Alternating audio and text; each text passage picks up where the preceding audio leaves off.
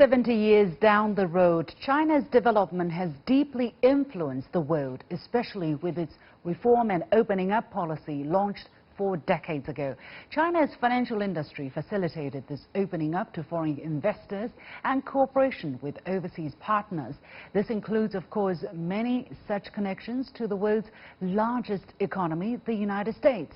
For an American businessman working for a Chinese company, what has he observed during his journey over the years? What role does he play as a bridge between the two countries, and how has his enterprise been affected by the ongoing trade war? I spoke with Peter Reisman, the Managing Director and Chief Communication Officer for the Bank of China USA, for his unique first-hand experience.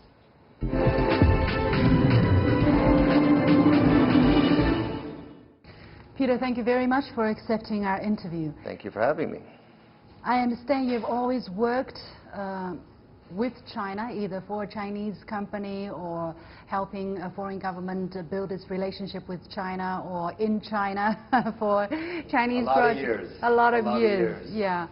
You know, let's start with this. China is going to celebrate the 70th anniversary of the founding of the People's Republic. You said a lot of years, and you just told me before this interview, 28 years altogether that you've had China as part of your life. What has this 28 years meant to you, and what kind of journey has that been in your eyes for China? I think for me, it's been an interesting journey.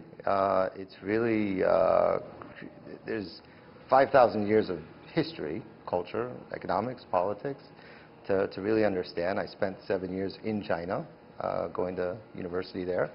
But it's been an enlightening experience, because you don't get the same perspective, of course, when you're living in the United States, reading and studying about China, as if you're living in China. And my experience has always been that most people who go to China and come back are always, you know, very much wowed and surprised by what's going on in China. And I was fortunate enough to live there, and I've worked with China in various capacities for 28 years. It's been great. I really enjoyed my time. I've learned a lot. It's become part of your life? It's become part of my life. I try to teach my kids a little bit of Chinese, a little bit of wushu. But in business right now, it's a big part of what I do, which is really explaining a big part of the relationship that a lot of people don't understand. What kind of progress do you think, or what kind of a process it has been for China? I mean, 28 years, almost 3/4 of the time that China has had its reform and opening up policy, which started at the end of the 1970s, which really made a sea change in China's face, let's say. How would you describe that? Now we're edging towards the 70th anniversary. I mean, if you look at China, I arrived first in China in 1992. So not quite 70 years ago, but in 1992... it was last century. I had my bicycle. I was riding down the streets of Chang'anjie and Jiangguomen. It's really, to see the transition. I studied law in China, and if you see where law was in China in the 1990s and where it is today, it's far more developed than it was back in the 90s. And it was a process that took time. If you look at even in the media, where media was back in the 90s and where media is today, where the internet is today, where back in the day where you might have had 10 or 20 TV stations in China, and now every province has, you know, several stations, so, you know, you're up to 50 or 100 or more. It's really been an interesting transition to be able to watch that development. Every time, once I left China in 2000, and to go back every year and to see the buildings, to see the subways, the trains, high-speed trains, to see even the level of poverty that the Chinese government has certainly focused on lifting hundreds of millions of people out of poverty. It's been well reported. That is just an economic miracle to be able to lift that many people out of poverty in such a short time frame. So, you know, nothing's perfect. There certainly were challenges along the road. There's certainly still challenges today, and there's going to be more challenges tomorrow. But to see the economic progress, to see the standard of living, the standard of the way companies interact with one another, the interactions between Chinese companies and American companies or foreign companies. That level of communication, that level of interaction, again, granted, there will always be challenges. It's really been incredible to watch. But what keeps you going? What about this place that keeps you fascinated or interested? I guess in a sense, in the 90s, it was almost like we were in the wild, wild west, we would say here in the United States. You know, you could do anything you wanted, almost anything you wanted. And still, today, there's so much innovation. There's so much excitement that I see.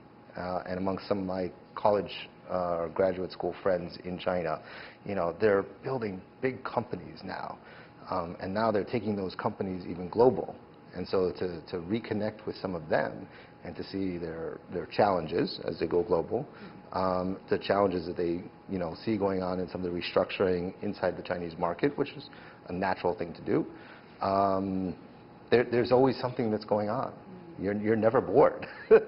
Is it not the case in the United States? I mean, that seems to have been the traditional impression people have about the United States. You know, this place that's full of vigor, always new ideas. Do you not... You do see it in the United States. I think, again, maybe because I have a certain background on China, that I've been able to sort of, again, help some of these companies work with foreign entities, foreign governments.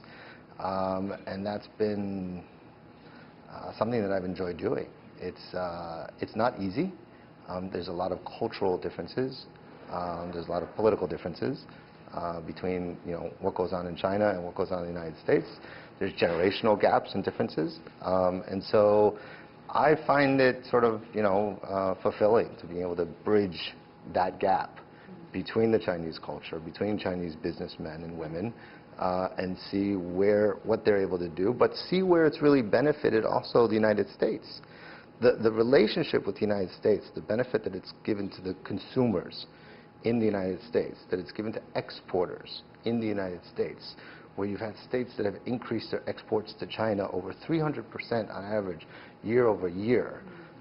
That has also benefited China, and that's benefited the United States. And so for me, I mean, I see it really, again, when there will be challenges, there'll be disagreements. Certainly the current situation right now with the United States is not ideal, but I think that those will get worked out. You think so? I do. Because there are a lot of negative sentiments. People are saying this is a consensus, a bipartisan thing, that Americans will be tough on China, that this is going to be a prolonged period of tension. Why do you not see it that way? Well, I think the current period will probably extend a little bit, but I do think that at the end of the day, an agreement will get made. On whose terms? I think both parties need to come to a consensus, come to a compromise. But you're looking at the two largest economies in the world. You're looking at a Chinese growing middle class, where American companies also want to have exposure to. You're looking at energy needs that China has that the United States could benefit from by helping provide a lot of those needs. You're looking at Chinese companies who want to invest in the United States and look at the markets here. You also have the consumers that benefit from what China has built over the years. So you have an aging population in China that can benefit from American medicine and healthcare. And so you go through it industry by industry. There are enormous opportunities, and I think that once both sides can come to a conclusion and figure out what their differences are and what compromises and sacrifices need to be made, I see it at the subnational level. I see it at the state-by-state and province-by-province level, working with Bank of China. We provide an enormous amount of liquidity and opportunities. 90% of the clientele here in the United States are American companies, American Fortune 500 companies that we believe in investing in the U.S. economy and creating jobs. Yeah. There are a lot of preconceived ideas about Chinese companies, Chinese banks. For instance, Bank of China is one of the state-owned banks, right? And being the managing director and chief communications officer of Bank of China USA, it must be a very interesting job for you to communicate with the American people and businesses what is the Bank of China, and what can you offer to them that make it interesting for them, and how you explain this state-owned bank, you know, to the American people, because right now there is a very big misunderstanding, let's say, about state-owned enterprises here in China. We are a state-owned enterprise. We're also a public company listed on the Hong Kong and Shanghai stock exchanges. But our decisions are based on economics, based on the markets. The decisions that we make in funding a company here in the United States, which is really my focus and my responsibility, is on sound economics and taking very little risk, but also looking for the right opportunities. We invest in manufacturing jobs in the United States. We invest in real estate in the United States. When I say investing, we're doing only commercial loans in the United States. But we are still supporting the economy, and we're supporting a lot of trade that goes on between the United States and China. So when people ask me, well, why should I come to Bank of China? You know, well, I say, well, if you want to do business with China, we're certainly very well positioned to create opportunities for American companies to do business with China, or Chinese companies to come here and partner with their American counterparts. But while catering to American businesses here, a lot of people complain about unfair advantages, for instance, state-owned enterprises have, right? They feel that there's the state support behind state-owned enterprises so that they're doing so well. How do you explain to your American counterparts or regulators or businesses that you are able to compete with them on an economic or fair footing, if that is the case? Well, I think what's been great about the partnerships that we've created, I mean, we work a lot with the other American banks. We join a lot of syndications from other banks. Fortunately, we have a strong balance sheet that American banks actually come to us. Look at where, you know, there's an incredible opportunity right now in infrastructure. And the President and the Congress would like to get an infrastructure plan passed one day. There's no question that Chinese companies and Chinese banks will be able to provide an enormous amount of liquidity for those types of projects. So we look for the win-win opportunities where our partners, be it in the financial markets, be it the JP Morgans of the world or the Citibanks of the world, and they come and they talk to us and they try to find opportunities for us to work together, and we do. And we've done it very well over the last several years, and we'll continue to do that. In terms of communications, talking to the press, the local people, the business counterparts, the government, what kind of challenge has it been, and what are some of the most important experience you have gained in doing this job?